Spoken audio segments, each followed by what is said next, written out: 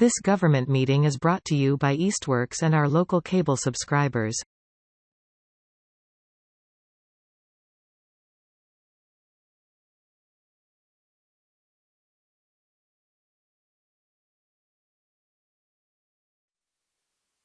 The order? Okay, yeah, call the order. Let's go. Right. We will roll call in. Tim St. John, present. Eric Guyette here. Megan Harvey here. Sam? Sam Hunter, present. Linda Markey here. Mayor? Salem Derby here. Laura Scott present. Good evening, everyone. Welcome to a regular session meeting of the Easthampton School Committee. We are going to begin with announcements.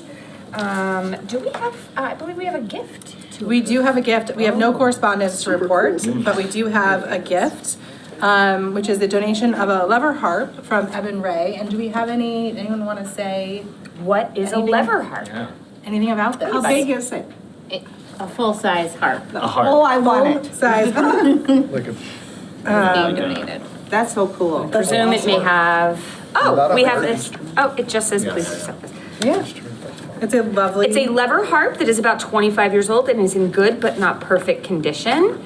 There were attached photos. It does need a few strings replaced, and we will gladly accept. I would entertain a motion to accept the gift of the lever harp. I'd like to make that motion. Thank you, Linda. May I have a second? Second. Thank you, Sam. All those in favor say aye. Aye. Opposed?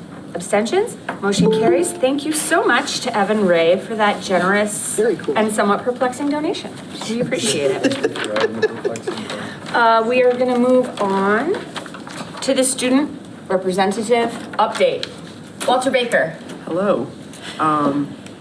So on October 25th, the Student Council Executive Board took a trip to Worcester Technical High School for the annual officer workshop, and we had 11 students attend. On October 31st, we had our first pep rally of the year, which went well. We're trying to cultivate like a really energetic school spirit this year. So that was one of our goals for the year. Let's see. We had an election day bake sale on election day at the high school. To be clear. And the members of the student council donated items and sold them at the bake sale. And we raised over $750 for the Special Olympics of Massachusetts. Nice. At that, and I'd like to give a shout out to some of the people who stayed all day for 6 whole hours, 8 to 2. So thank you to Jess Atkins Barber, Connor Coffey, Hallie Fink, and Rosalie Downey.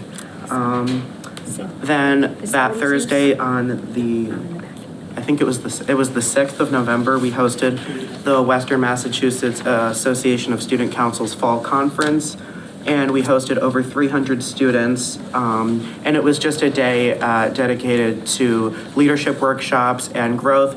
And I'd also like to thank Laura Scott for giving a lovely welcome speech at the opening general session. You can put the addendum that I invited myself to that event. That's fine. It was great energy. It was a lot of fun. Right now we're running, our service committee is running the Feather a Teacher food drive. So basically, oh, that's not good. So basically what that is people donate non-perishable food items, and for every one item they donate, they earn 1 feather.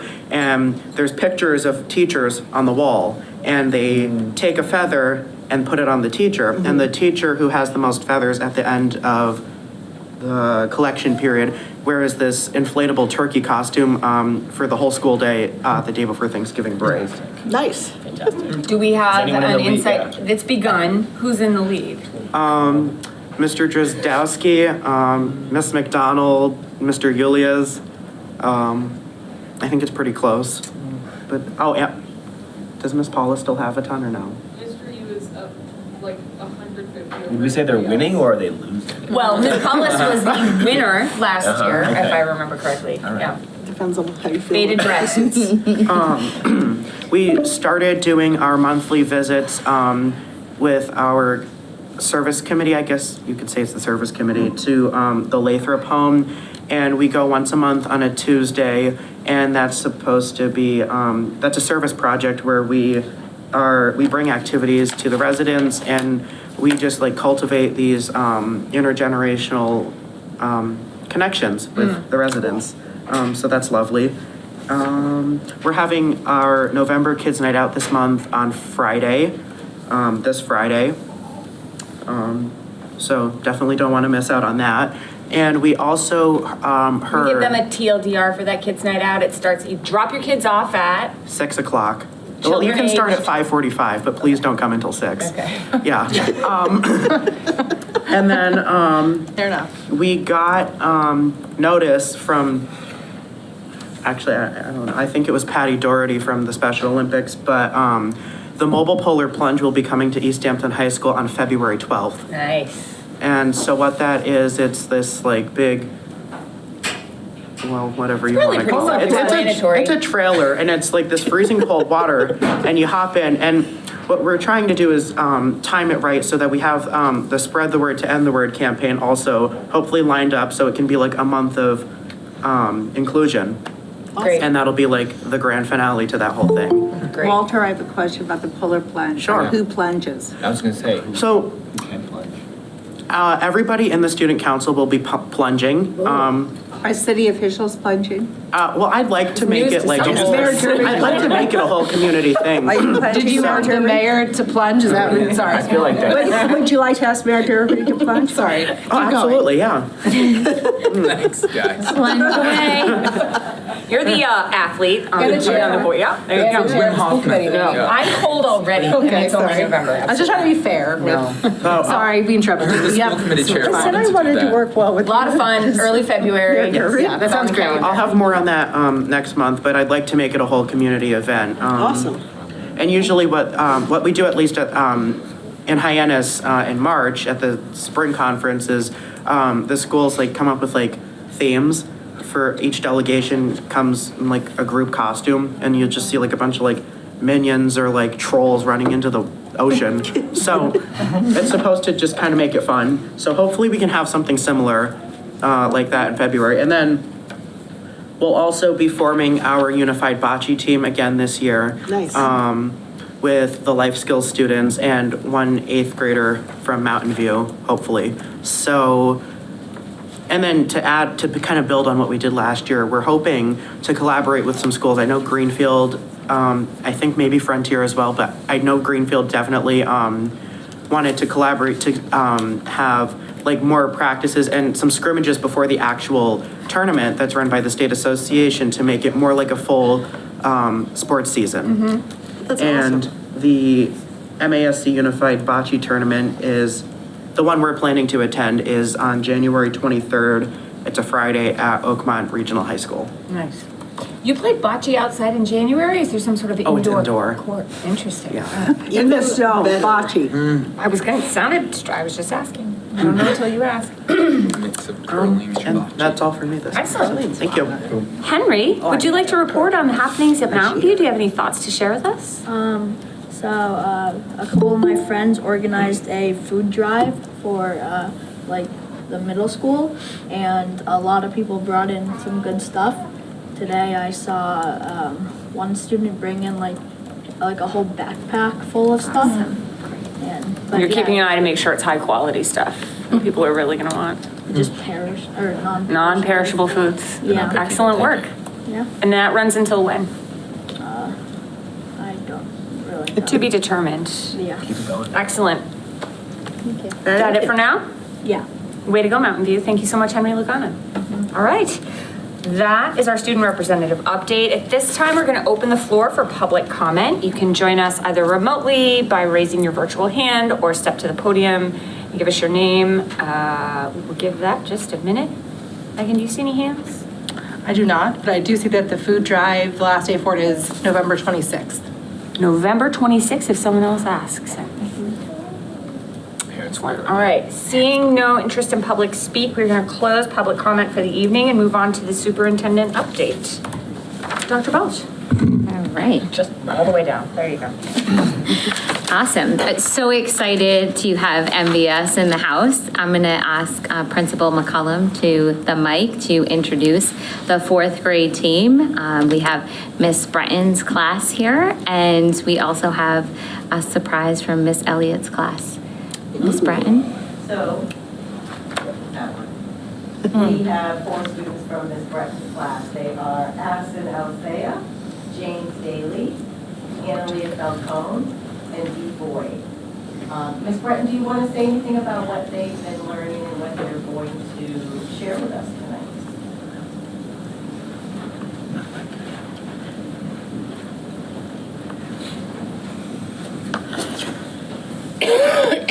Hi, everyone. So our class has been studying Native American Heritage Month this month. November is Native American Heritage Month. And as part of what we're doing during the month is we have been learning about different cultural regions in the United States, where different tribes are located, and about their culture, the homes they live in or lived in, and foods that they eat or their cultural traditions. We've also been highlighting influential Native Americans, both past and present. And so the friends that are here with you tonight are going to give you a little introduction to that, and then they're going to highlight 2 of the influential Native Americans that they've been studying so far this year. Excellent work. Thank you. So I think Annalia and Dee.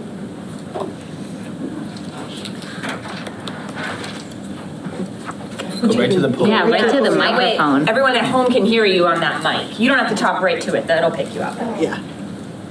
Hi, I'm Dee.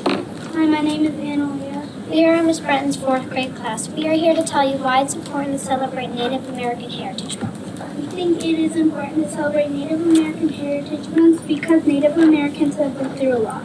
Native Americans have been through violence and very hard times. Native Americans have a special culture, and their culture should be remembered because Native Americans are such important people. We are going to share some information about the important Native Americans. We are going to talk about Sharice Davis. Sharice Davis was born on May 22nd, 1980 in Frankfurt, Germany. Sharice Davis was the first LGBTQ plus Native American in the United States Congress. Sharice Davis was also the first openly lesbian person in the United States Congress. She was elected in 2018. Sharice served under former President Barack Obama as a White House Fellow. She's also one of the first Native American women elected to the U.S. Congress. Sharice Davis was a lawyer educated at the University of Missouri, Kansas City, and Cornell Law School. Sharice Davis is a member of the Ho-Chunk tribe of Native Americans. In conclusion, Sharice Davis is a very important Native American and person.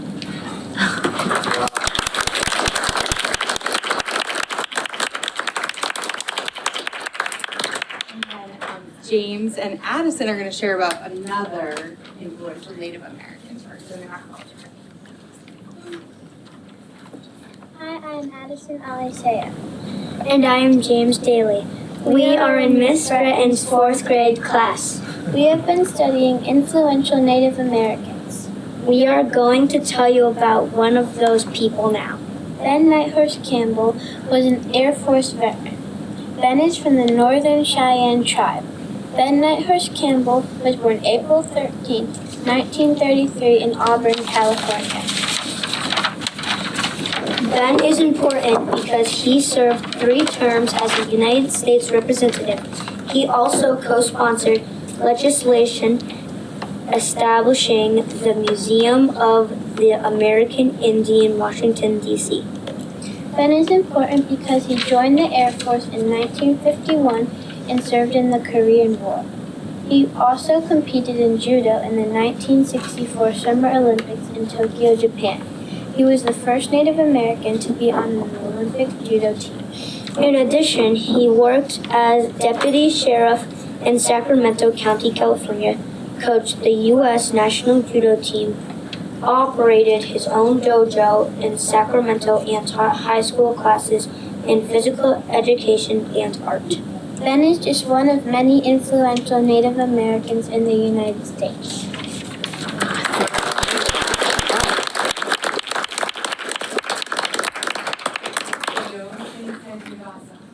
Thank you so much. thank you to all the families. Seriously. Yes, thank you. So I'm hoping to play a video of Miss Elliott's class. They are a group of singers. They sing all the time in class. So they wanted to perform a song. If I just start. I think if you can plug in over there. Is I'm that plugged right? in, so do you think if I Sam, you're my just... tech person. You keep I looking at don't me know. like you don't know. I don't know why you keep calling me the tech person. I don't know. If I ask you enough times, doesn't that make it true? Sometimes there's like a... The other thing you can do is join the meeting and play it on the screen here. The mic will See, pick you're it the up tech too. person, Sam. Oh, yeah. Don't encourage them.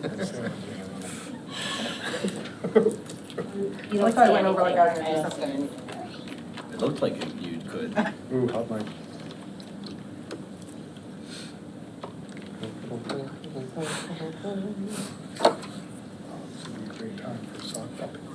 And is that laptop have already you joined on the join? call, Michelle? I think it's probably The meeting? What about second screen only? Should I try that one?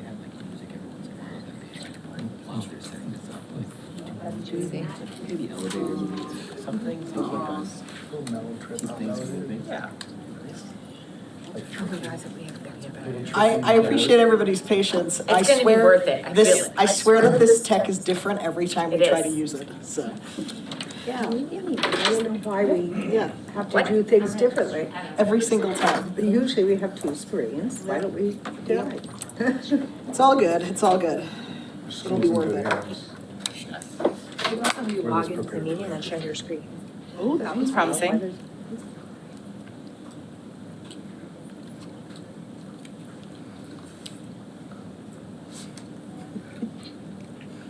Or I can just play it, and you can hear it. Sure.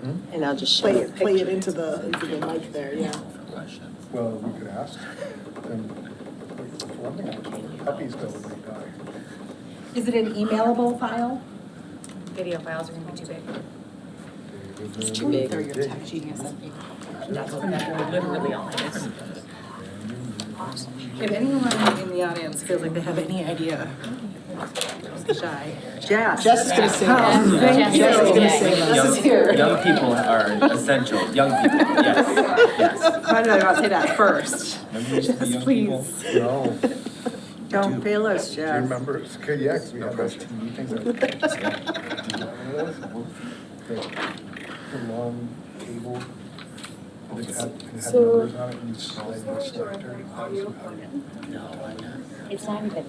Not even shown. In the meantime, can I just say how great those two presentations were? Thank you so much. The students who were willing to come up and share. I'm curious, how did you pick those two particular individuals to share with us? I think when you plugged it in, you could talk, but. Because we just thought she was like a really interesting person.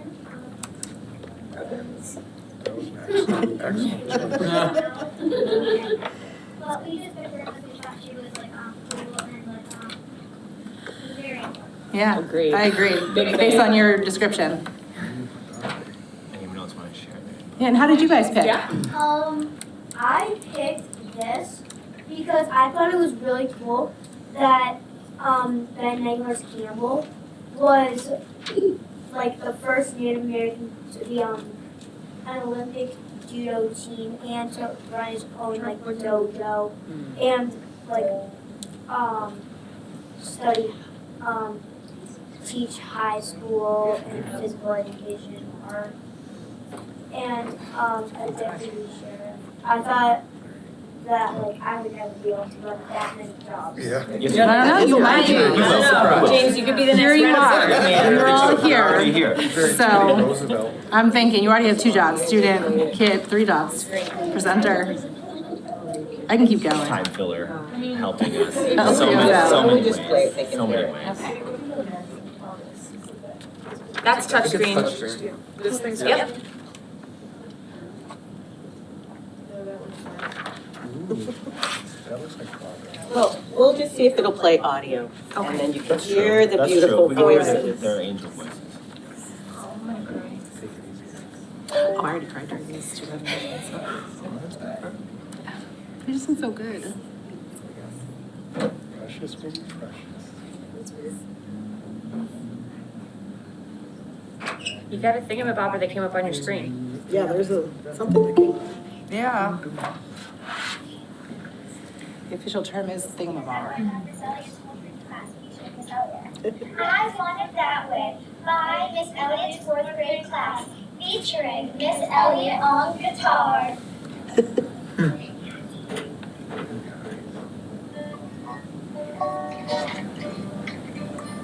You are my fire. Desire, believe when I say I want it that way. Is this Backstreet Boys? Yes. I can hear it. When you say that I want it that way, tell me why ain't nothing but a heartache. Tell me why ain't nothing but a mistake. Tell me what I never wanna hear you say that I want. We can see it. We can see it now. Yes, we can see it now. Easthampton Media saves the day. It's small, it's a screen on a screen, but. It's everything.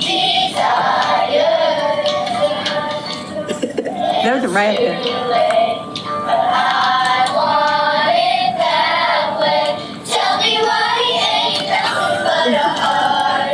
Watching him dance does add a layer.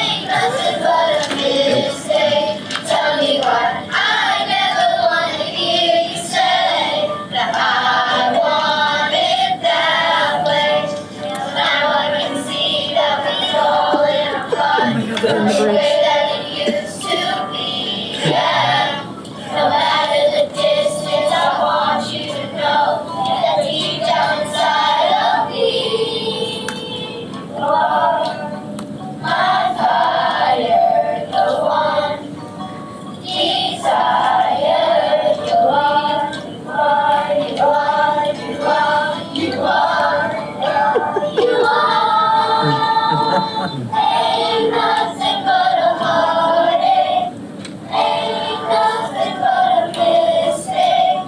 I never wanna hear you say that I want it that way. Tell me why ain't nothing but a heartache. Tell me why ain't nothing but a mistake. Tell me why I never wanna hear you say that I want it that way. Tell me why ain't nothing but a heartache. Tell me why ain't nothing but a mistake.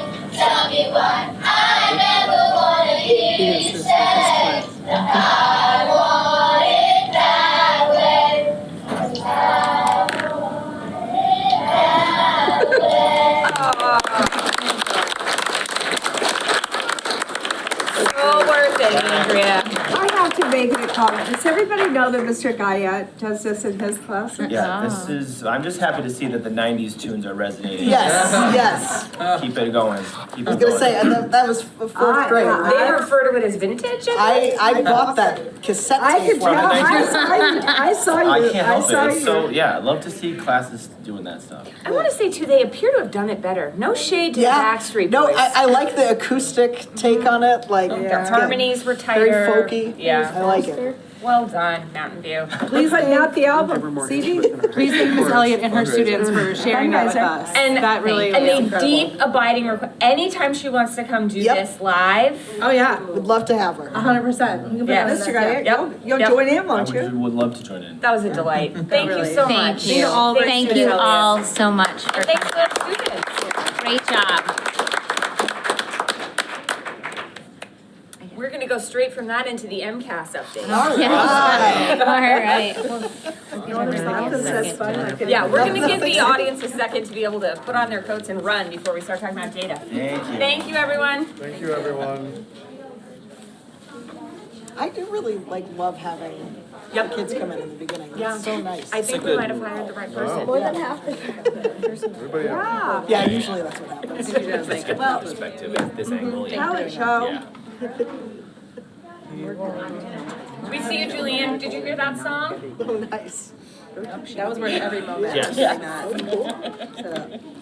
I was in fourth grade 4 years ago. What do you think, Henry? What do you So think? How did they just do They can redirect that camera. That's so cool. Yeah. So intuitive. All right, how do you think we should have, should I have Julianne? I can do, I She can can share her make screen. origami. Oh, that's cool. In theory. Nice. That's awesome. But that's okay too. We got the most important part of the song. We need to schedule a day training for 3 of us to be here with tech. It doesn't matter. And run some I mock have- meetings and No, video she's- sharing. and We've done it, and it's still. I know, but we gotta do it again. Okay, that was a pause, that was not an official recess, but more of a practical recess. We are setting up now, the next item on our agenda is gonna be the MCAS update. Part of this is gonna be presented by our curriculum and grants director, Julianne Levin. And we have our screen share up. So Awesome. I'm just gonna make the screen. I will leave it to Dr. Balch and Julianne. All right, thank you so much. Julianne and I have a quick presentation this evening to talk a little bit about our accountability data, to take a look at where we were over the past few years and sort of what this means for us as a district. So what is MCAS and why does it matter? It is truly one of the only measures that we have that compares sort of us against the state. And it gives us a real sense of our overall student performance on some academic standards. It allows us to compare results across the schools, across grades and statewide.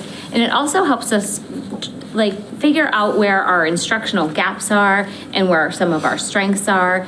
And it also helps us sort of create a strategic plan and a vision for where we're going and the work that we need to focus on as a district. And it truly does drive performance. We by no means are teaching to a test or believe that MCAS is the end all be all, but it is a very important measure for us as a district. Like I said, it really helps us identify where we are, where we need to improve. It helps us take a look at our curriculum, right? Is what we're teaching aligned to the standards that the kids are expected to master at the end of grade level? And that is what MCAS helps tell the story of. It helps us strengthen our tier 1 instruction. That's what all kids get every day. It helps us take a look at trends over time. It helps us design our PD and our coaching that happens at the school. And again, it helps us really to strengthen what we really need against, our strategic priorities. Do they line up? Do they match?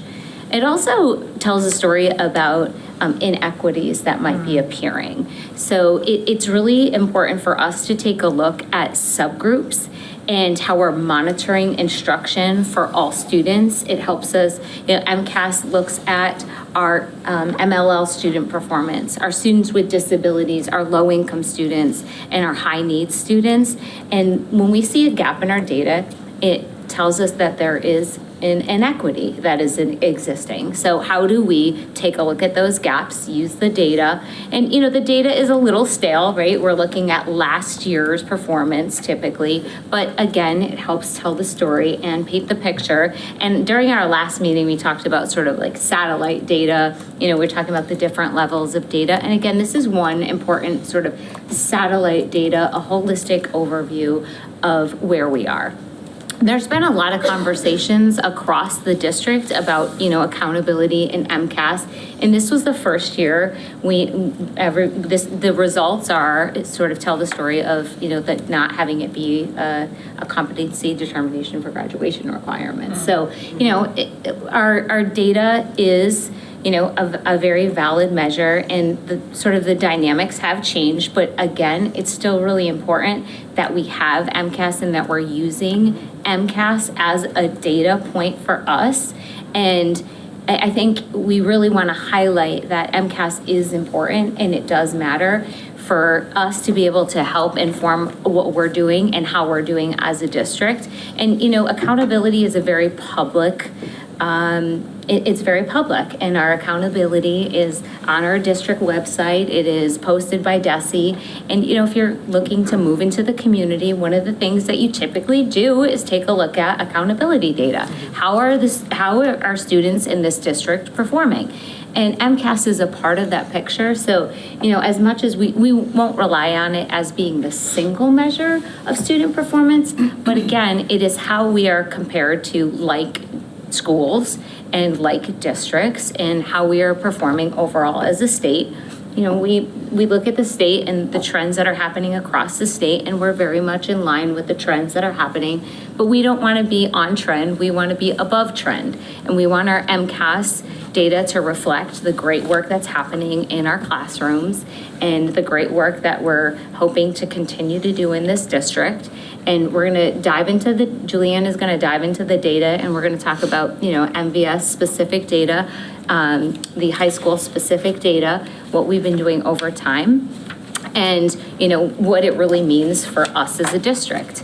MCAS, again, like I mentioned, are really just to talk about accountability and student performance. But when we say accountability, it also includes things like subgroups performance, like our students with disabilities, how are they performing? That's all sort of embedded into accountability. Accountability is sort of MCAS plus. So the plus column is things like chronic absenteeism, graduation and dropout. Those are all parts of our accountability measures.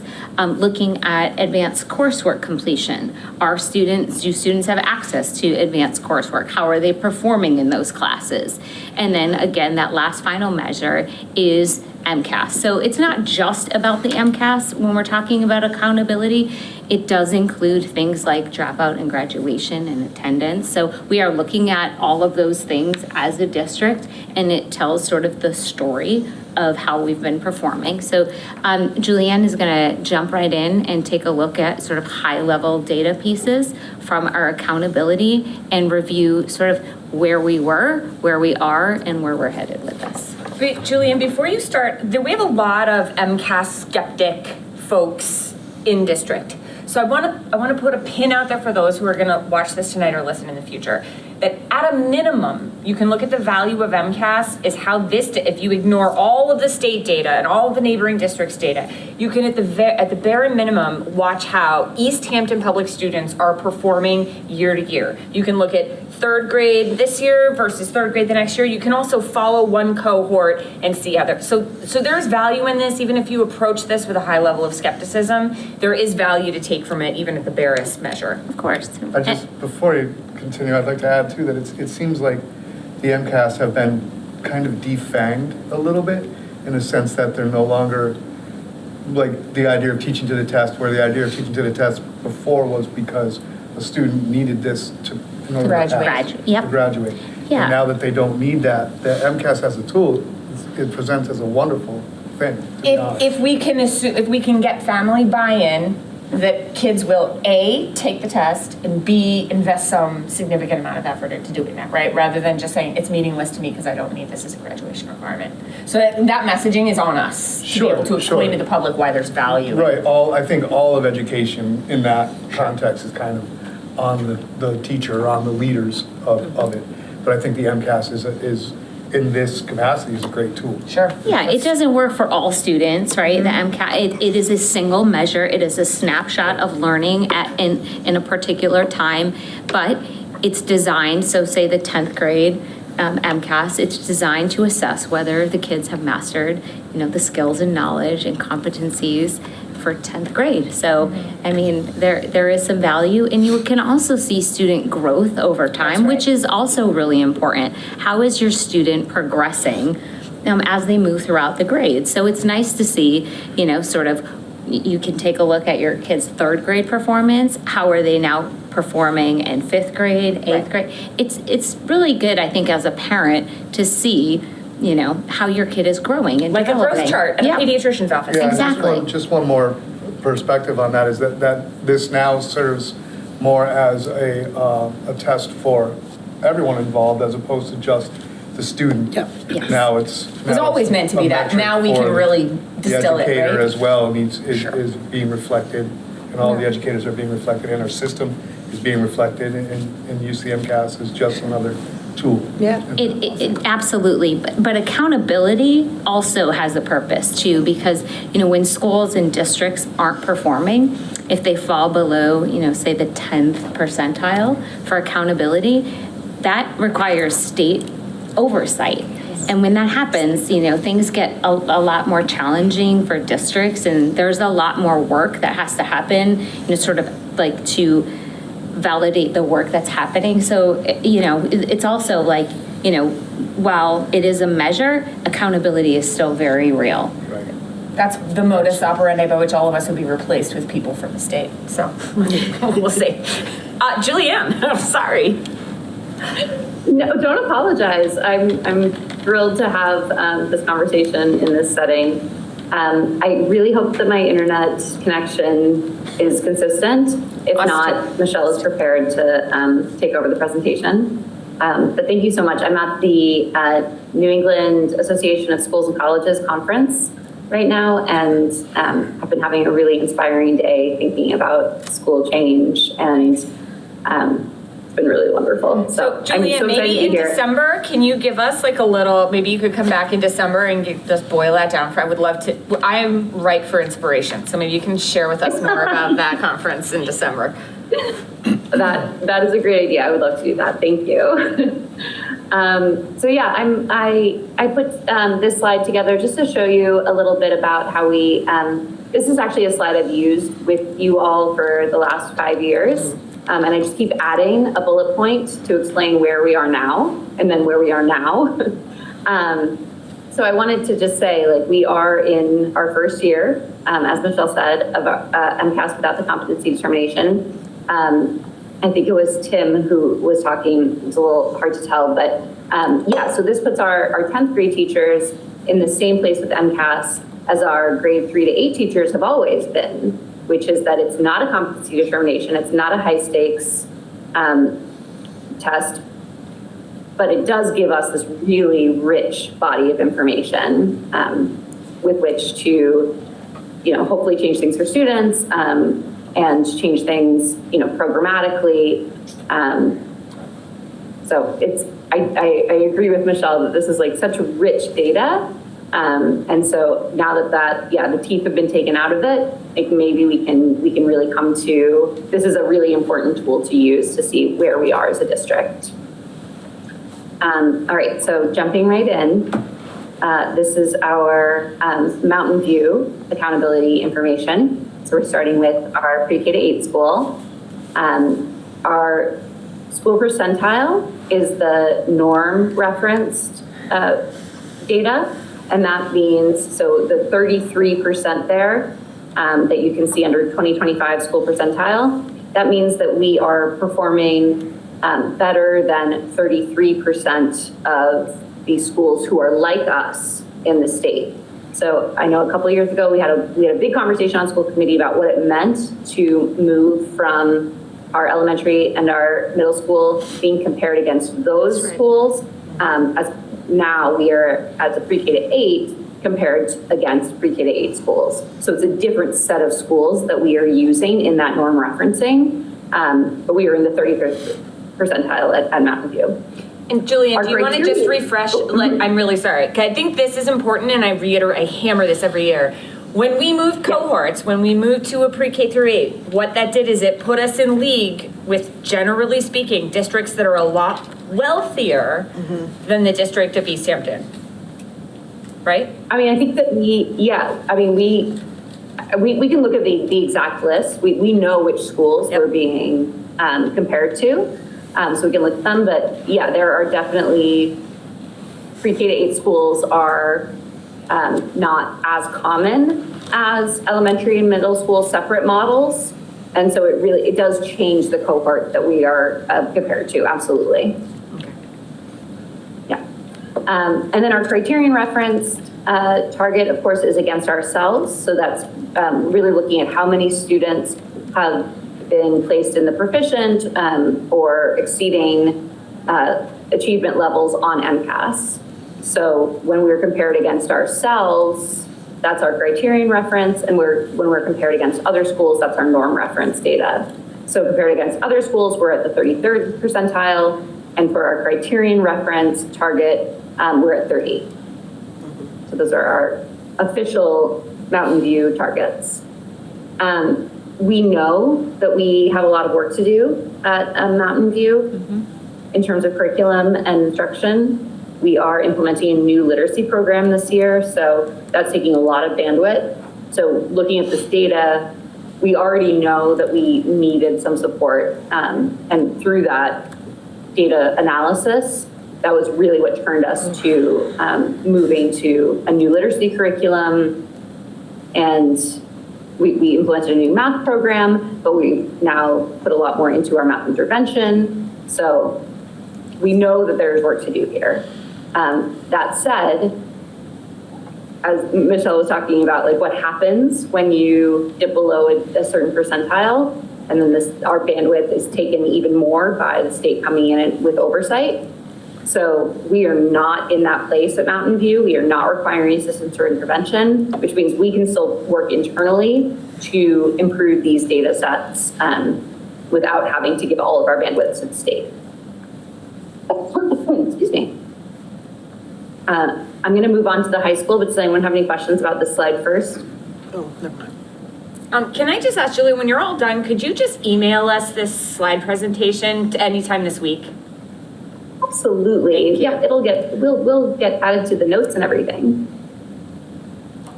All right. Sorry. Oh, Sam had a question? Go ahead, Sam. I was just wondering, and this might be a question for later, could we just like kind of have like a one sentence or brief description, just what the new literacy program entails? Oh, I think Michelle has a plan for our literacy council to come and present to you. Excellent. Yeah. I'm looking forward to it. I think it's in January. Okay, cool. I think it's January. Yeah. Yeah. So yes, very exciting. We piloted it last year, so it was like identified by the educators as like the curriculum, and that's the PRISM grant. Yes. And so that's part of this, the Okay, cool. CKLA curriculum. Yep. Oh, but we'll definitely get you a presentation. Awesome. Yeah. So this is the EHS data. So we, again, like knowing that this was the first year that we didn't have the competency determination attached to this particular assessment, I think shows a little bit. So we are at the 21st percentile in terms of our norms data. So that's comparing us to other high schools in the state. And then we're at 23% for our criterion reference data, which is measuring us against ourselves in terms of our progress. So we know that the high school is the place where we really need to focus in on. I mean, I think there's a mix of, there's some curriculum and instruction that is important to think about and to maybe introduce.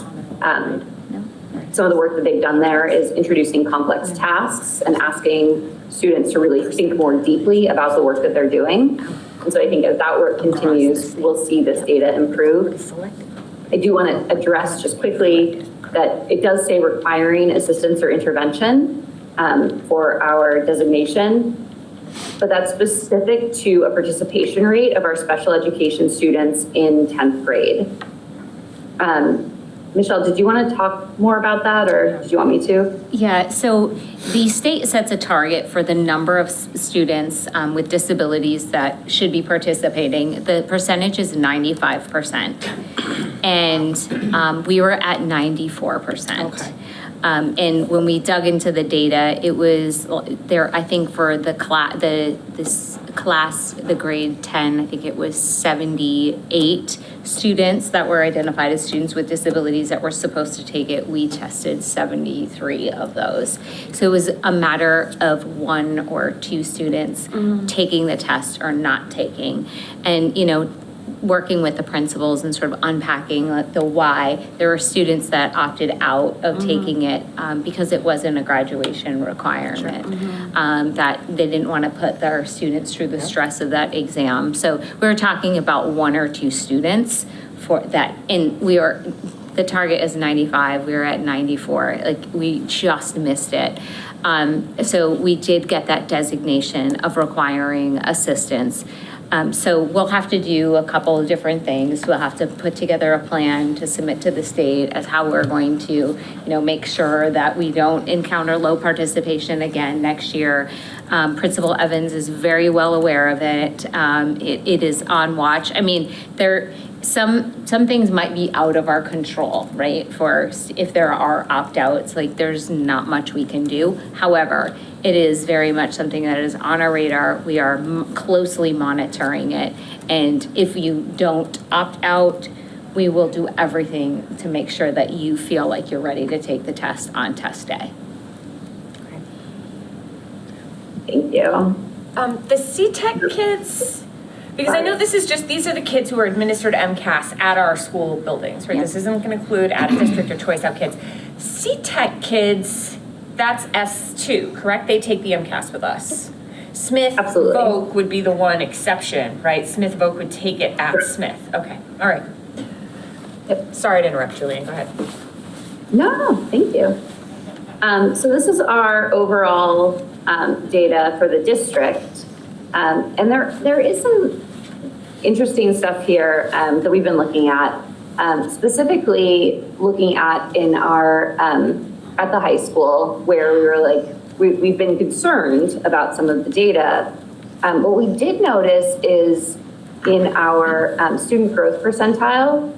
So if you look on the right side of the page, the third data set down says MCAS average student growth percentile. And what we do see is our numbers getting closer to 50, which is what we want, where we want to see, or we want 50 or above. 50 is equivalent to a year's worth of growth. So we want to get to a full year's worth of growth, and we'd like to go beyond that as well. But getting closer to 50 for those student growth percentiles in both ELA and math at the high school does feel like a really nice spot to celebrate. Yeah. So I wanted to point that out for us. And I think what we're seeing, and this by no means is,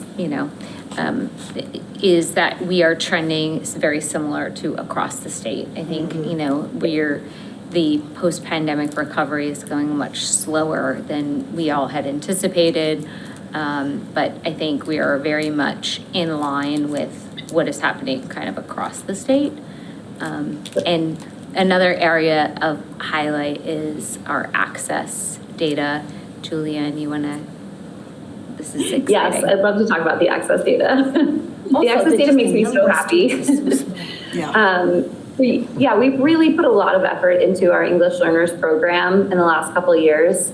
And if you look at those 2025 numbers, so at the very bottom of the screen under access results, you'll see the 2025 non-high school and then all grades numbers. And we really we dug in last year and we saw that there were students who have been in our EL program for more than the 6 years that the program is intended for. And we really put a lot of effort into making sure that those students met their goals on access and are able to exit our program. So they will still have support because we still monitor ELs for 4 years after the program. But to see, in the previous years, we just hadn't been getting kids to their full fluency. And now to know that we can do it, we really have to dig in and be intentional about the language objectives for those students. But when we do, they make incredible progress. So yes, that is a really nice bright spot for us as well. Yeah. That's really 30 exciting. points. That is really exciting. It's unbelievable. Very exciting. Yeah.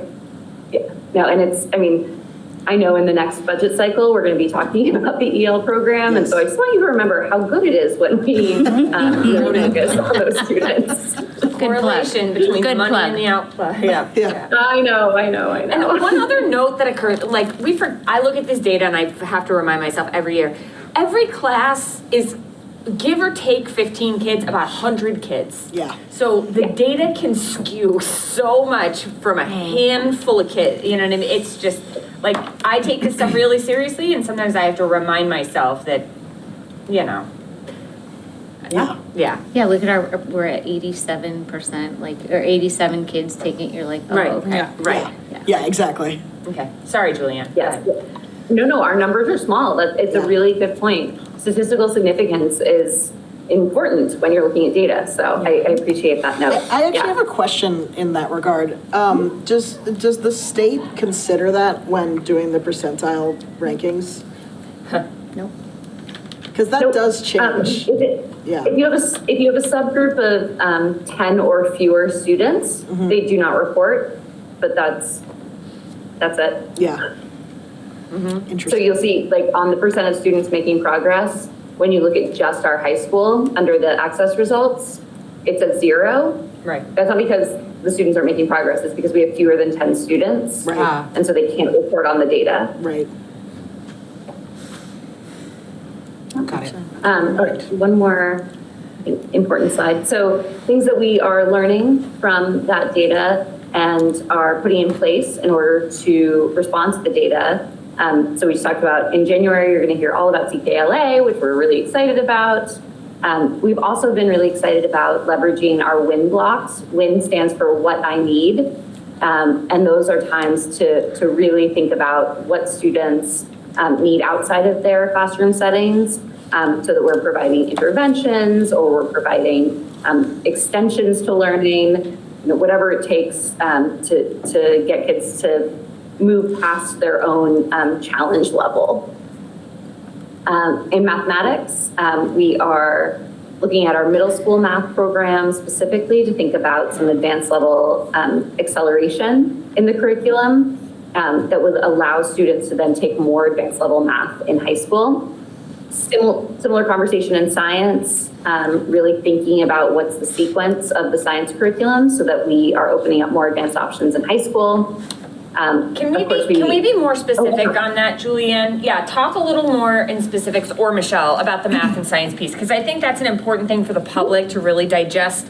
This, I understand what you mean, but we're talking the language of like a specific industry, and I think that there's a point here that the public would appreciate if we. Thank you. No, that's really, I appreciate that note, because I never know when I'm talking to teachers. It's okay. So yes, thank you, Laura. What we're talking about in math is trying to open up Algebra 1 in 8th grade for as many students as possible. Anyone who wants to take Algebra 1 in 8th grade should have the option to do so. So that takes some acceleration in grades 6 and 7 to get students prepared for that 8th grade Algebra 1. And then if you take Algebra 1 in 8th grade, that means that you can take geometry as a 9th grader and Algebra 2 as a sophomore, and then you have wonderful electives, AP math to choose from in your 11th and 12th grade years. Whereas on a traditional cycle, you would take Algebra 1 in 9th grade, Geometry 10th grade, Algebra 2 in 11th grade, and then you'd only have 1 year for those advanced course electives. And then on the science piece is similar, right? Like we've kind of, some of our typical freshman level offerings are in many other districts taught at the 8th grade level. So we're trying to drag some of that curriculum back down, right?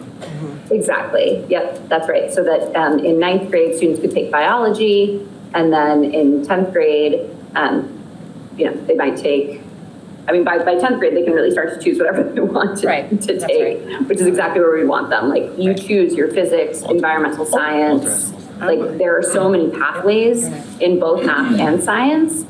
And we just don't want to restrict students by having the curriculum requirements slow them down. That's right. And Walter had a question before you go on. Go ahead, Walter. So, excuse me. If you have a student taking the biology or the physics course, like the traditional 10th grade level science courses in 9th grade, would they still wait until 10th grade to take that science MCAS? No. Yes. No, you can take the science MCAS. The option to take it earlier. Oh, okay. Yeah. Yep. But it means we'll drag that earth science piece, we're trying to drag that back down to the middle school level. Exactly. Anybody else? All right. Go ahead, Julianne. Okay, yeah, last piece of social studies. Thank goodness for having Kelly Brown and all of her wisdom and connections into our district, because she is working with our 8th grade team right now to implement the We the People curriculum in 8th grade civics, which is super I think exciting. this is breaking news. I don't think the people knew about this, Julia. People don't know. Pretty exciting. No, it's great. Go ahead. Yes. It's good news. It's good news. Yeah, so Kelly is working with the 8th grade team to revamp the 8th grade civics program so that it's really aligned to the We the People curriculum, so that will feed hopefully right into the programming at the high school. Awesome. She was there this past week. They did their first week of hearings, practice hearings, like, boom, we're gonna get a national title, y'all. It's coming. It's really exciting. Yeah. It's exactly the right kind of programming to bring down into the middle school. Like, we want to start getting them primed in middle school. That's right.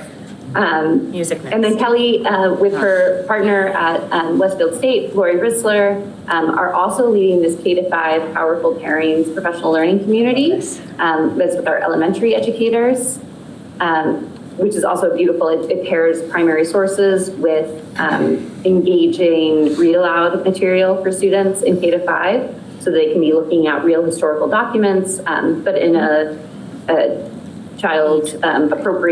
age-appropriate instructional method. Like an American Girl, right? Think of it like that type of thing. It's like the American Girl series, that type of thing, like that's right. It's wonderful, yeah. It's a little more inclusive than the American Girl series. Yeah, fair point. And then finally, our genocide education partnership with Springfield Public Schools. Our high school teachers will be meeting with a genocide education expert to think about what and add to the curriculum in the high school around genocide, so that we have, as a community, an understanding of what human nature and genocide mean in this day and age. So we've got so much exciting stuff happening. Obviously, I say this every year, I'm so proud to be a part of this district and to be doing this work with these teachers. And congratulations to all of you school committee members who are coming back for another term. And for those of you who are not, congratulations to you as well. I'm so excited. I'm really excited to be on this journey with you all. So thank you so much for being here with me. Thank you, Julianne. Thank you. Anyone else have questions for Julianne? No, but I intend to meet with her. I have a lot I'm of so questions. pumped. Yeah, me too. Ooh, Henry's got a question. Henry. I take the Algebra 1 math and I love it because it's a lot like harder than like other math, and I'm like actually challenged, but it's like fun because I like learn so much new things every day, and it's really fun. I like solving like the equations, and I'm glad that you're opening it up to like everyone like that like wants to take it. Well said, Henry. I'll give you that $10 after the meeting. Well done. Well done. Mic drop. Yeah. Thank you. Great. Algebra for everybody. Anyone else? Mayor? No, that was just a. Thank you, Julianne. I'm gonna. Thank you so much. Yeah, I want to look at that slideshow again. Yeah, me too. That's great. Wow. Okay. Oh, feeling a lot of feelings tonight. Okay, business update. The illustrious Julia Franks. Do I see that we've hired a lunch supervisor? No. We're gonna get there. We're gonna get there. We're gonna get there. I'm very excited. It's been 2 years. It's been a minute. Good evening. Good evening. We all wore our colors tonight. That's what I was just gonna say. Everybody colored. I didn't. No one gave you. I have the gold. Where was the memo? Anyway. I have this. Maroon. I'm on gold. Anyway, back to you, Julia. I apologize. Go ahead. All right. So item number 1, the end of year financial report for FY25 has not been filed yet. I will keep you posted. Desi is aware. I received communication with them today. The folks downstairs are working diligently to get documentation ready so that we can submit that. When it is submitted, I will report to the committee. Item number 2, current budget, the FY26 budget. At this time, 25.7% of the appropriation has been spent or encumbered based on reports in KVS as of October 31st.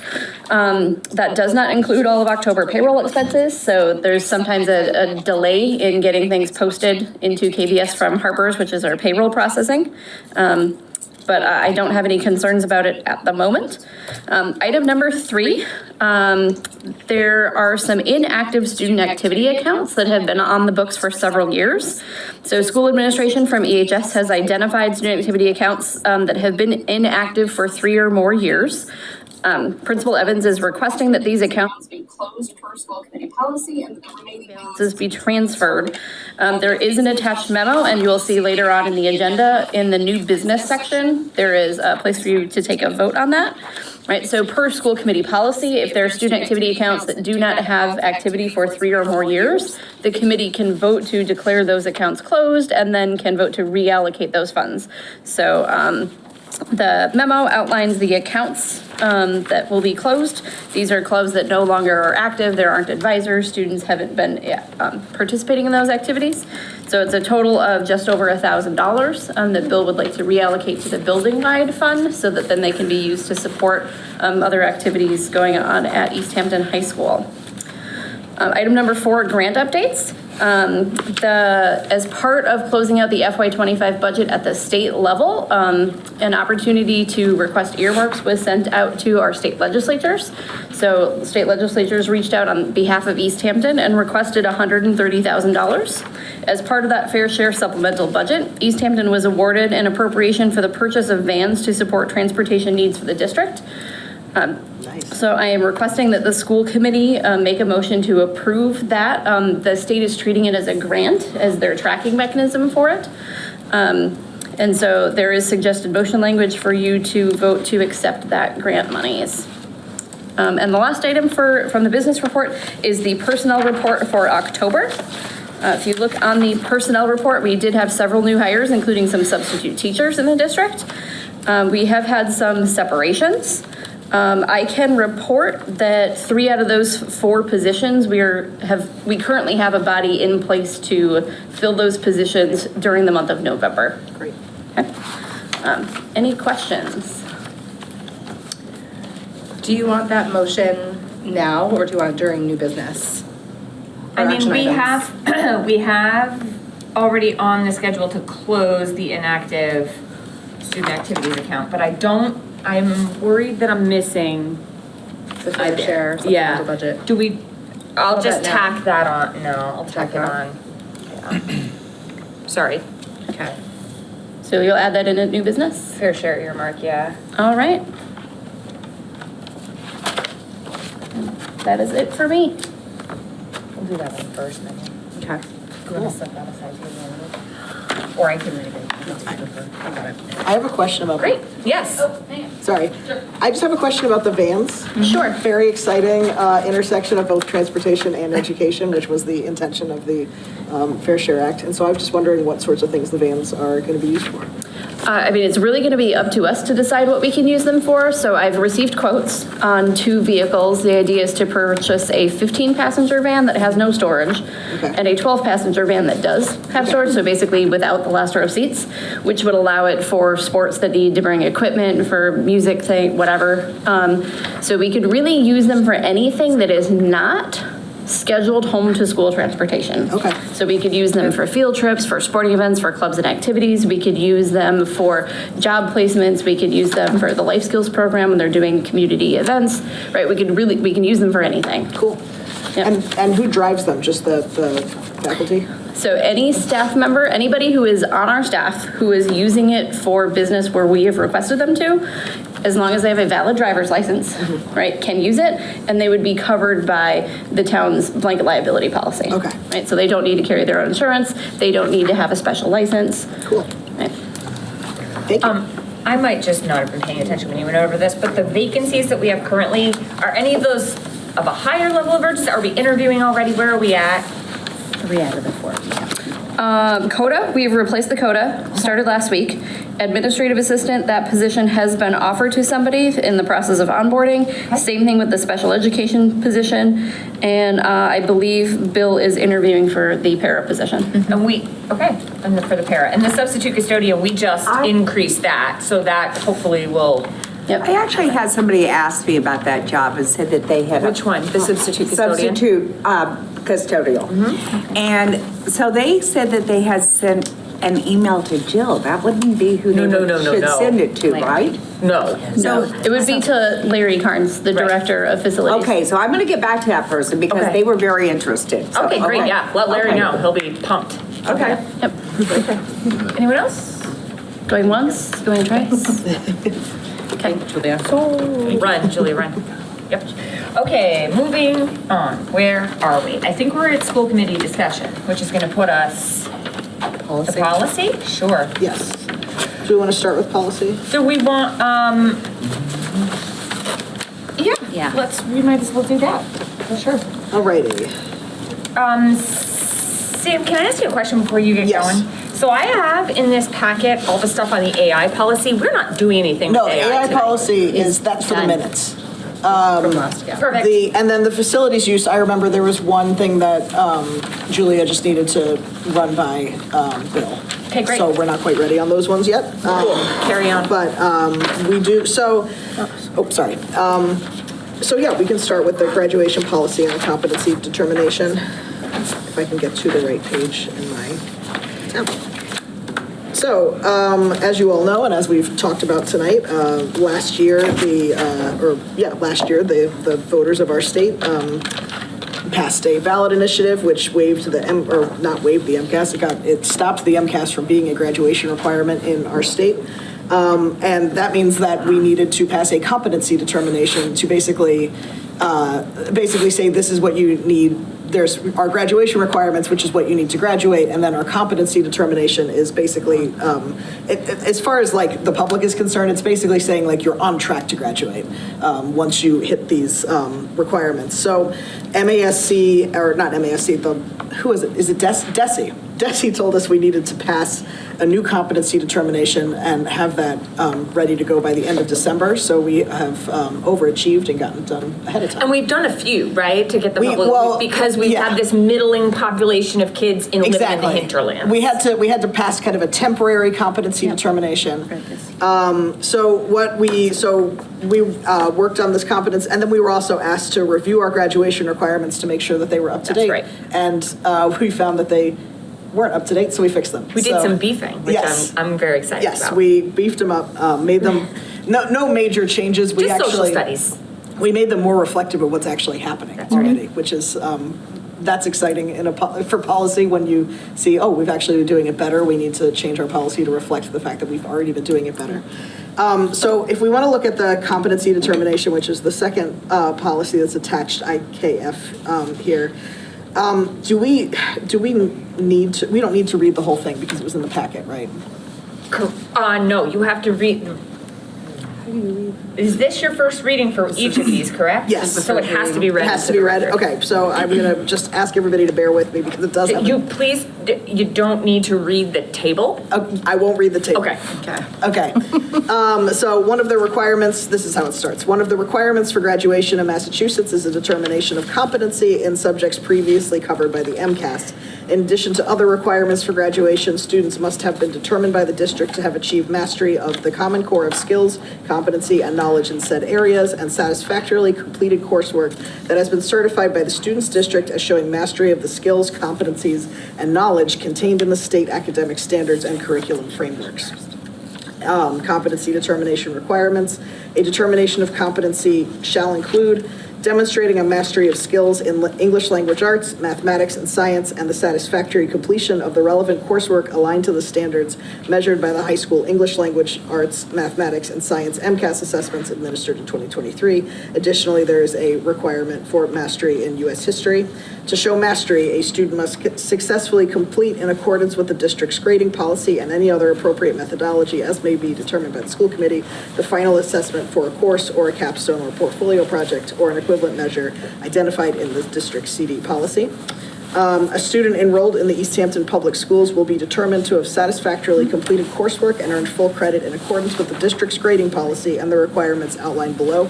And that's the table. Basically, it's saying for the competency determination, you need to complete the equivalent of 2 years of high school English by taking English language arts in grades 9 through 12.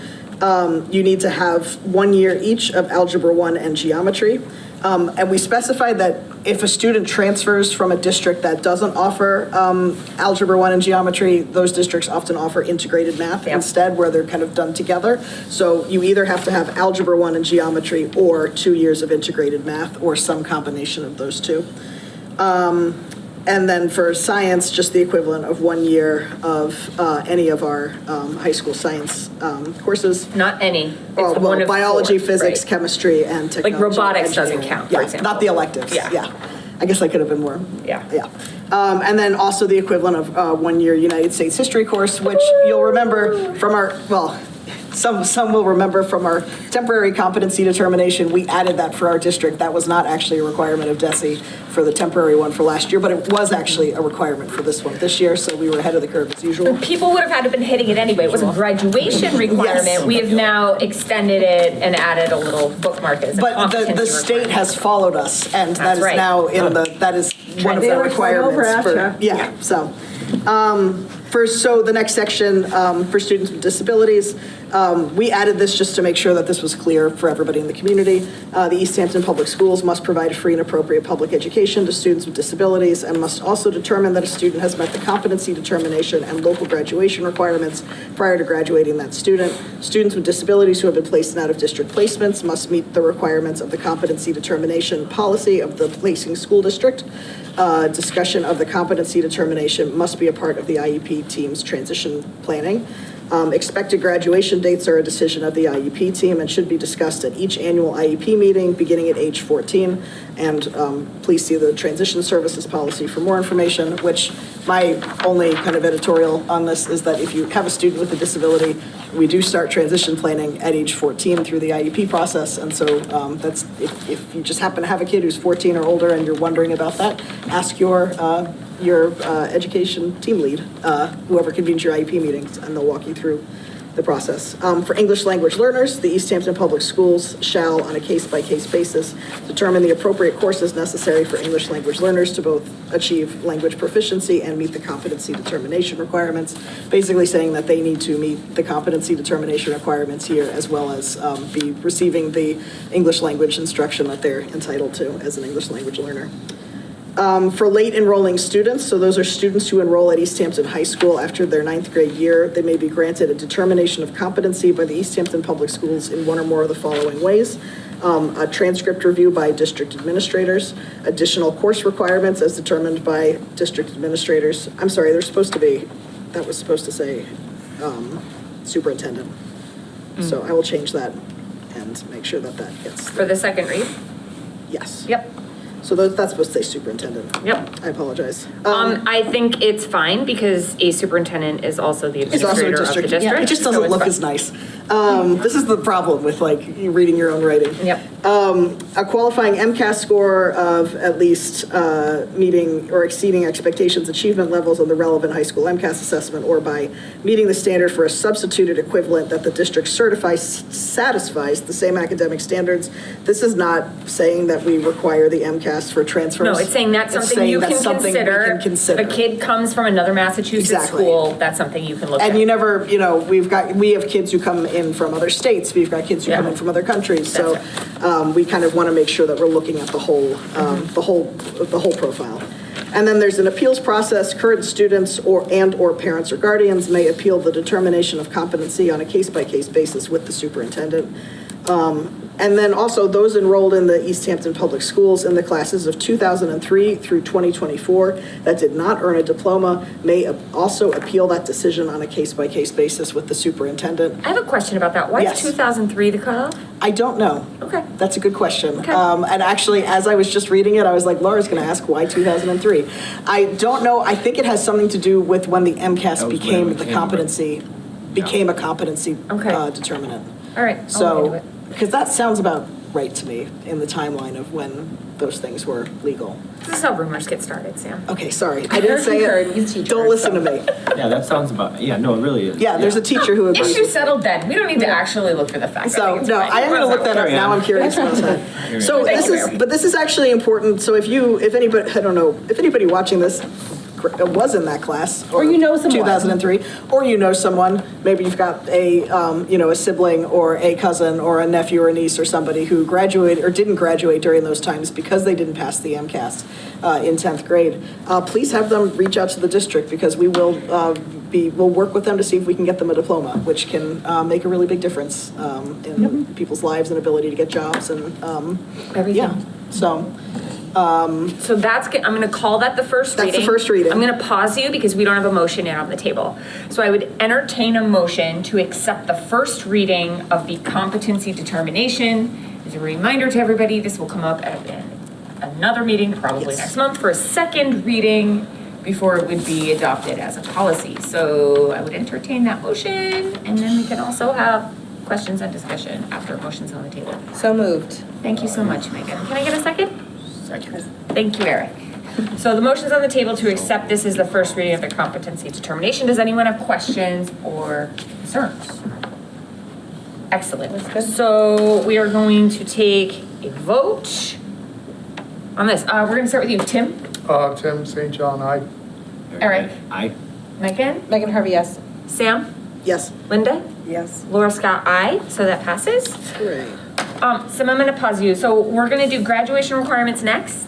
I do not have anything in the packet for facilities use. Are we doing facilities use? We're putting it off because thank you so much.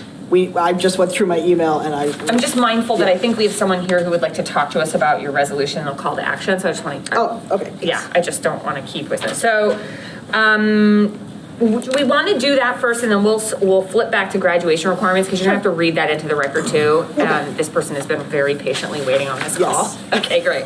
I realized that I told her 6:30 and yeah. It is 7:16. That was super optimistic, Sam.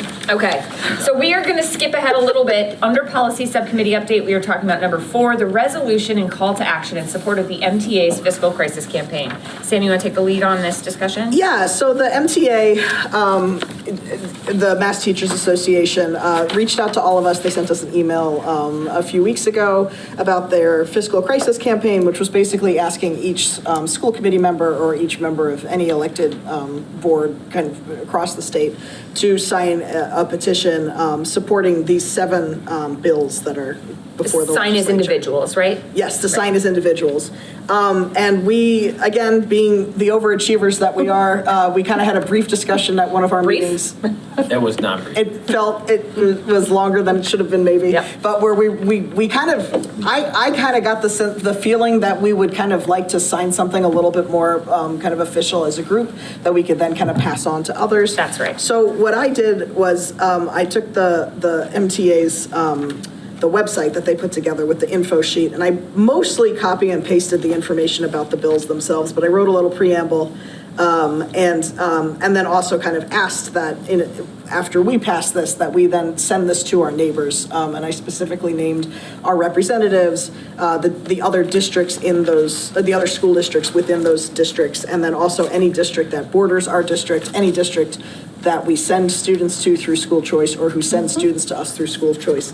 And then any if those are regional districts, all the districts that make up that region. And the districts that share our state reps. And the districts that share our state reps. So it ended up being a huge list of districts. Not that long. And that's great because we want more people to sign on to this. And so we also invited Sarah Shapiro from the MTA to come and speak a little bit about this campaign.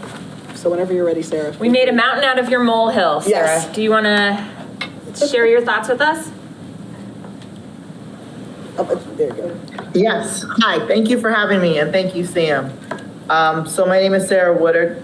And sorry, it says Shapiro on the thing. I apologize. I am a reading specialist at Hampshire Regional. I am an Easthampton resident. I am a proud auntie of 2 Mountain View students who have had amazing education and amazing teachers. But tonight I'm here as a MTA. I'm a Senate District Coordinator for Senator Villas's district, and that includes Easthampton.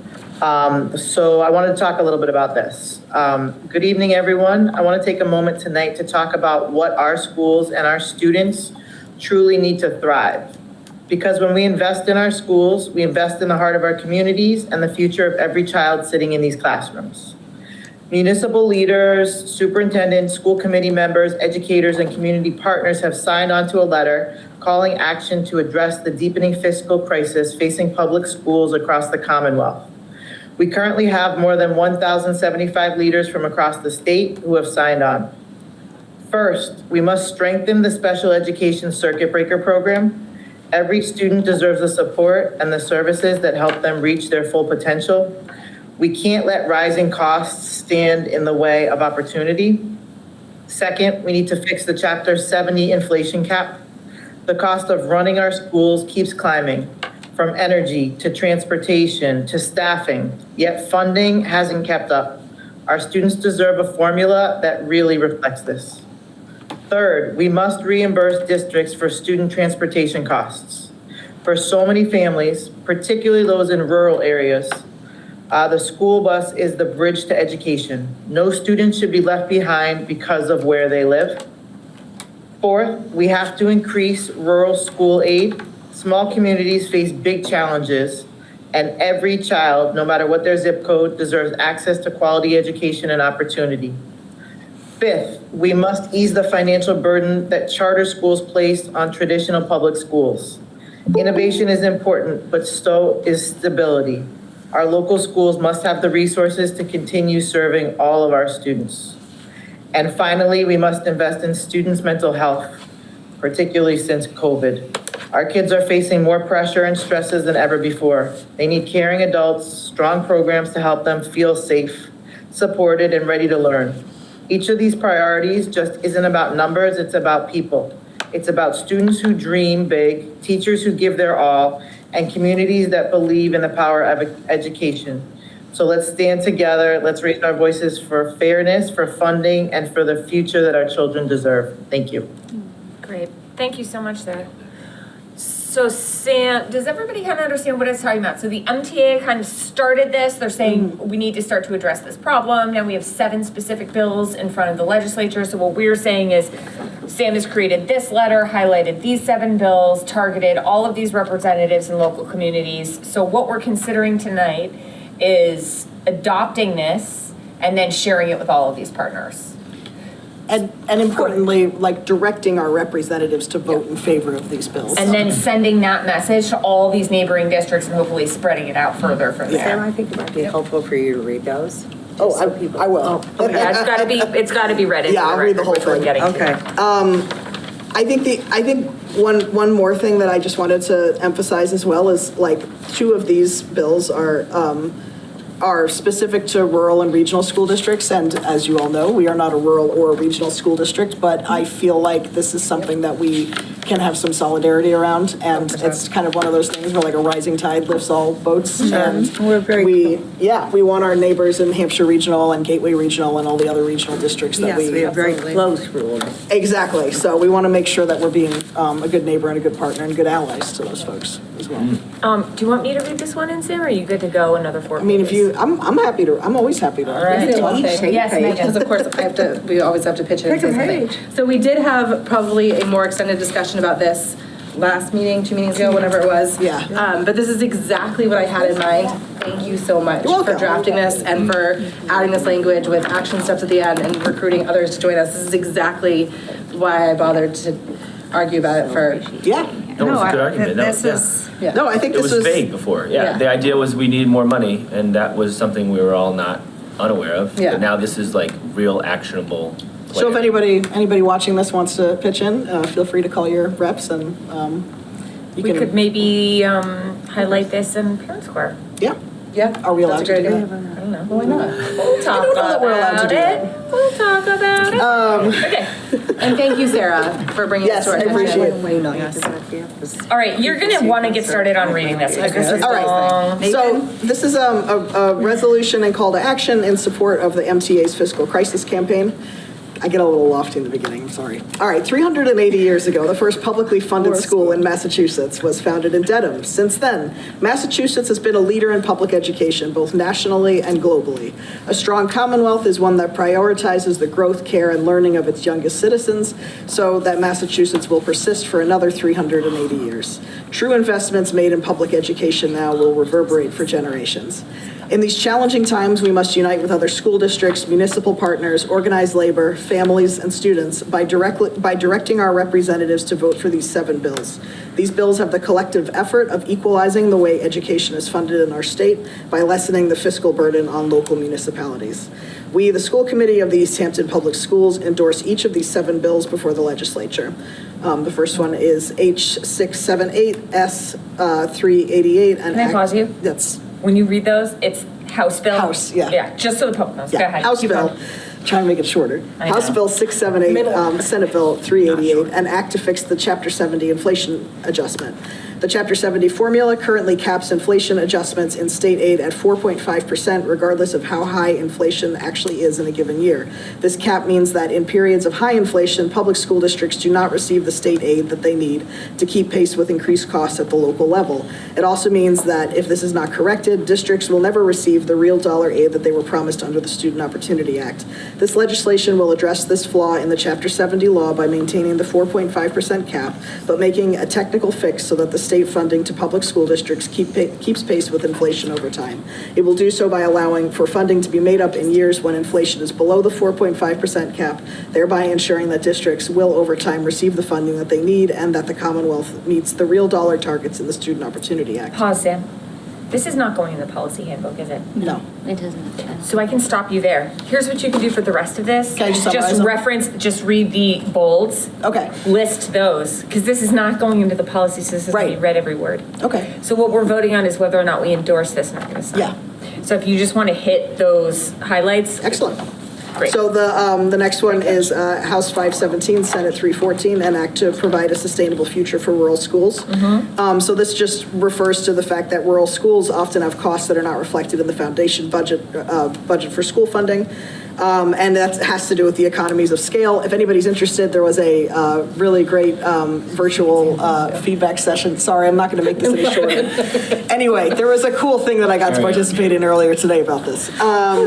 So this would basically directly support rural school districts through the Rural School AIDS Fund. House 697 and Senate 328, an act relative to the full funding of regional school district transportation. Again, we're challenged by transportation. Our neighbors are also challenged in rural districts, and this just addresses that. House 597, Senate 348, an act ensuring full reimbursement for in-district school transportation costs and an act providing in-district transportation funding. For special education funding in district. For special education funding in district. So basically, this is one of our biggest challenges in Easthampton. This would actually really affect our district in a very positive way if this were to pass. House 691, Senate 430, an act relative to the long-term fiscal health and sustainability of special education in the Commonwealth. This basically, currently our special education circuit breaker program reimburses school districts at 75% for certain instructional and transportation costs. But the way that it's set up now is the circuit breaker actually ends up returning more funds to wealthy districts than to poorer districts. This has been a long time in the works. I'm sorry, it's impossible for me to summarize. It's not impossible. It's a choice you could make but it's okay. Keep going. Great. House 577 and Senate 389, an act honoring the Commonwealth's commitment to public school districts. So this is basically just equalizing the charter school funding so that we don't end up hemorrhaging so much, becoming bankrupt because of charter school tuition. And also, by the way, would allow families to still make the decision to go to charter school. That's right. It would not affect your access to charter school. That's right. And then House 544, Senate 369, an act to establish the Whole Child Grant Program. This is a program that would enhance mental health supports in public schools. which we definitely need. So we're inviting our neighbors and colleagues to join us in strongly endorsing each of these 7 bills. To that end, we are addressing the resolution to our representatives in the State House, Senator John. We're not going to read all those names. You don't want me to read all the districts? I think you should. Okay, let's read all the Representative Omar Gomez. We're also sending this to our municipal partner, the Easthampton City Council, to adopt, to our colleagues at the Collaborative for Educational Services and the Lower Pioneer Valley Educational Collaborative, to our partners in organized labor, the Easthampton Education Association, and then to our neighbor school districts and their city councils or select boards, and that includes Hampshire Regional. I won't read all the member districts. Bless your heart. Okay, Hampshire Regional School District, Gateway Regional School District, Frontier Regional School District, Amherst Regional School District, Holyoke Public Schools, Hadley Public Schools, Hatfield Public Schools, Northampton Public Schools, Chicopee Public Schools, West Springfield Public Schools. I'll read it slower if you Westfield, Agawam, Greenfield, Ludlow, Springfield, Granby, and South Hadley, and any other school committee, elected official, or community group feeling moved to join us in supporting these 7 bills. I'm still really excited about this. I'm excited too, and I also that's like it's, this is like a job that feels sort of isolating at times, like being on a school committee, even, especially in a small district where you feel like you kind of only have the resources that are around you, and even just like sitting down and making this list and really looking up kind of who are we connected to and being like, we have this big coalition potentially, and we can really make better use of it, I think. So I'm excited for that. I just like to take this opportunity to recognize the hard work that Sam does to put this together. Are you? Absolutely. Are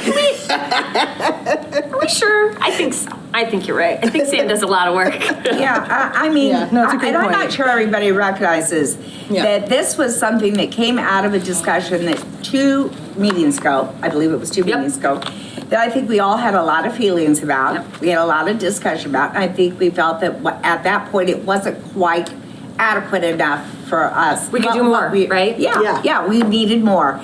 And we just have the ability and the talents on this school committee to have somebody like Sam. And I think that needs to be recognized. I'm going to recognize it. Well, I appreciate that, Lydia. Okay?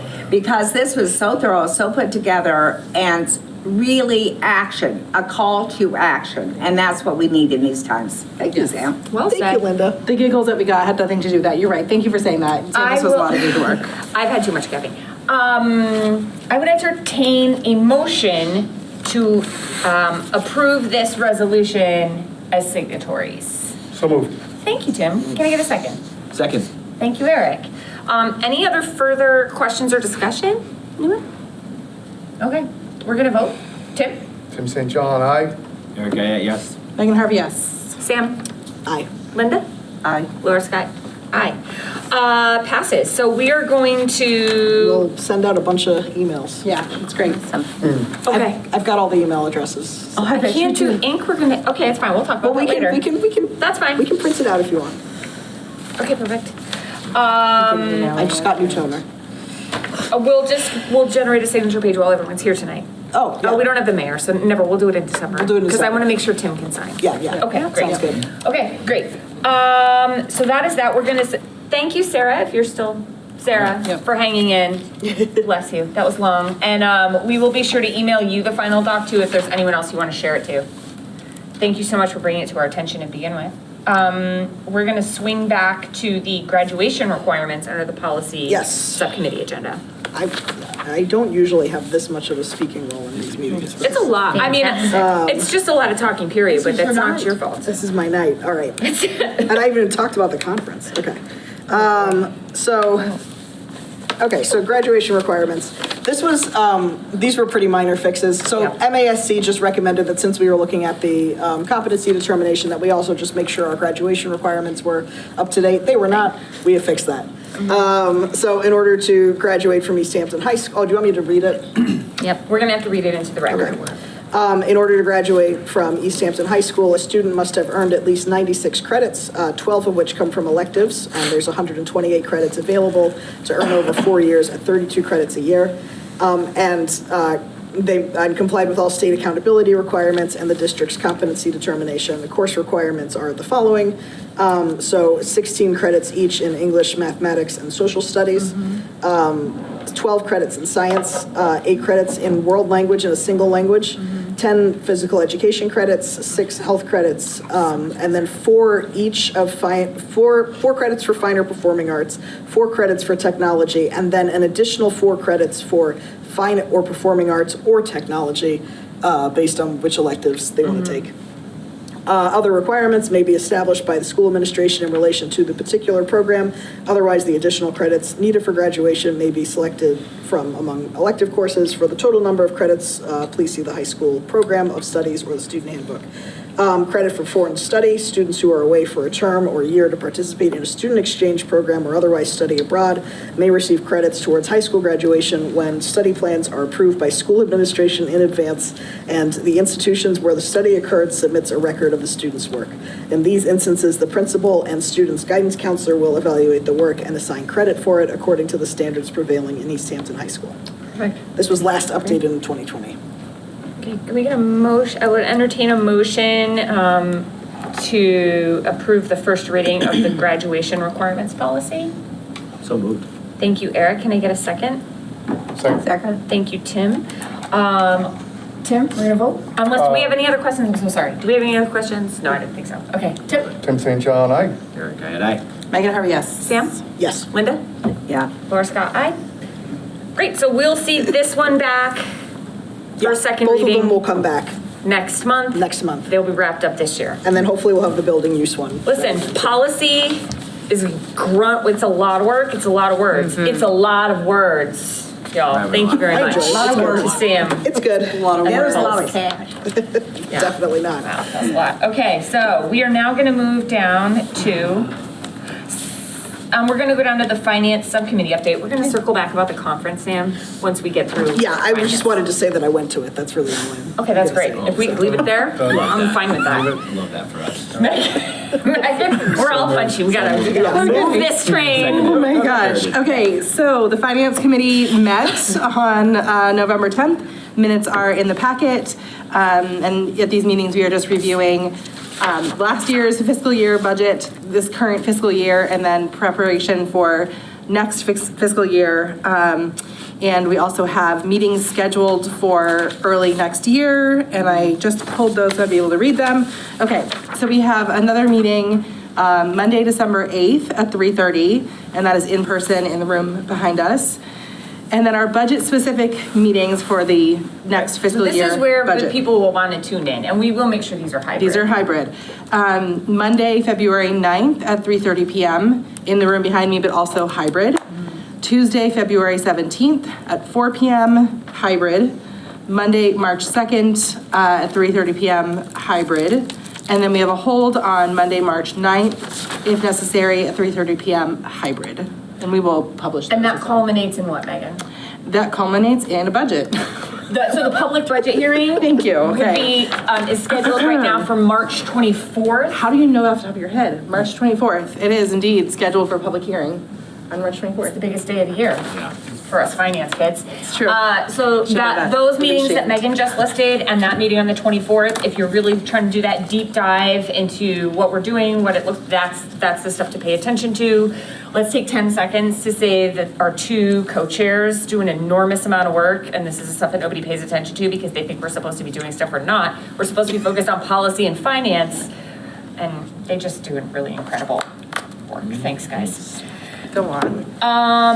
CES update, have you met since? No, we have not. I have no All of update. this being Okay, misinterpreted. great. And then I think we'll have one more CES update this year, and then starting in January, there will be a reorganization meeting in the first week of January, so we'll likely have a new CES member, so we probably won't know much more until then. The MVS playground, do we have any? I don't update? have one. Okay, great. And that's entirely on me. That's not fine. on Jackie. It's quite all right. Okay. When we move to action items, which we're gonna do, can we just do that fair share earmark first? 130. Yep, and you have that, and then there's the additional sheet, I just wanna make sure you're all ready. So there's What's the the earmark 130? sheet. Yeah, got that. And then there's this list for that one. So we just do those 2 first. So F. Oh, you want me to say the list? Okay. Great. So just do F first, and then the fair share, and then we'll go through the other motions. Do F first, then fair share. Got it. Do you see what I mean? And then the rest of it's just plug and play. Yep. Okay, guys, we are moving on to action items. Is Sam really all set with conference stuff? I went to the MASC conference. Do you guys want me to, like, at the next meeting? That sounds great. That's a great idea. Let's do that. Right, because I didn't have time to put anything together, because it just happened, so. To put something together. Yeah. Okay. So. I look forward to it. Yeah. Okay. I'm going to start with a motion to approve the request of closure of inactive student activity fund accounts per attached list, and that list is applied economics. Would you like the balance in each of those accounts? Can we just, let's read them each. You have it too, Sue, right? You have the specifics, okay. Okay, so those specific accounts are Applied Economics with $120.15, the Golden Eagle Cafe with $8.52, Key Club with $19.91, Outdoor Club with $397.20, presumably Students Against Drunk Driving, it's just listed as SAD, $367.24, Students for a Free Tibet, $105, and the Track and Field Club, $92.58. That's a total of $1,110.60. And these are, again, to be clear, student activity accounts that have ceased to be active for a period of 3 or more years. And the principal has requested, Principal Evans, that the school committee close those accounts. So like some older clubs, defunct clubs, one of those clubs became an actual team. Yep. It's all good things. Don't anybody be sad. And it will all go to building-wide student activity account for EHS, so it's not absorbed into anything else. So we're just gonna make sure that that money that's just been sitting in accounts that aren't gaining interest, they're actually now gonna be used for actual active student groups. Yes. Okay, so that's the motion. Can I get a second? Second. Thank you, Sam. All those in favor say aye. Aye. Opposed? Abstentions? Motion carries. All right, I have a motion to approve. This is the fair share.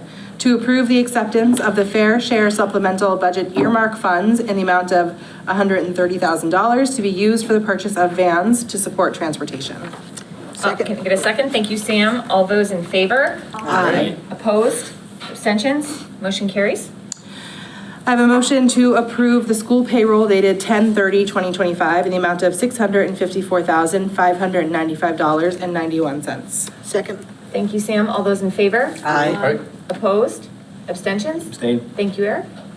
Motion carries. Motion to approve the accounts payable authorization for payment dated 10/30/2025 in the amount of $379,929.72. Second. Thank you, Sam. All those in favor? Aye. Opposed? Abstentions? Abstain. Thank you, Eric. Motion carries. Motion to approve the school payroll dated 11/13/2025 in the amount of $648,662.52. Second. Thank you, Sam. All those in favor? Aye. Opposed? Okay, let's try that again. All those in favor? Aye. Opposed? Abstentions? Abstain. Thank you, Eric. Motion carries.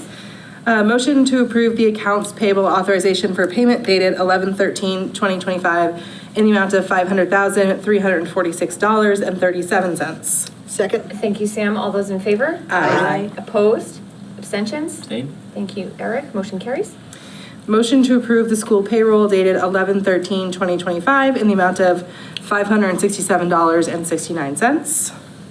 Second. Thank you, Sam. All those in favor? Aye. Opposed? Abstentions? Abstain. Thank you, Eric. Motion carries. And lastly, a motion to approve the minutes of the 10/21/2025 regular meeting. Second. Thank you, Sam. All those in favor? Aye. Opposed? Abstentions? Motion carries. Okay, our next meeting dates. So the final meeting of this exact committee will be December 9th at 6 p.m. here. There will be a reorganization meeting for the new committee. They will be sworn in and then go directly to a reorganization meeting on January 5th. I don't have a time for that yet, but y'all will be emailed. And then the first regular session of the new school committee will be meeting January 13th. We're not going to read all the future because we'll get into that next month. In the future. One more meeting for these folks, y'all. One more meeting. And look what happens when the pressure of winning an election is off. Tonight lose our minds. Tonight happens. All right. I will entertain a motion to adjourn. I would like to make that motion. Thank you. It's so moved. Linda, thank you. Can I get a second? Second. Thank you, Tim. All those in favor? Aye. Opposed? Abstentions? Good evening, Easthampton. Thank you. Can I keep everybody for a minute? Yes.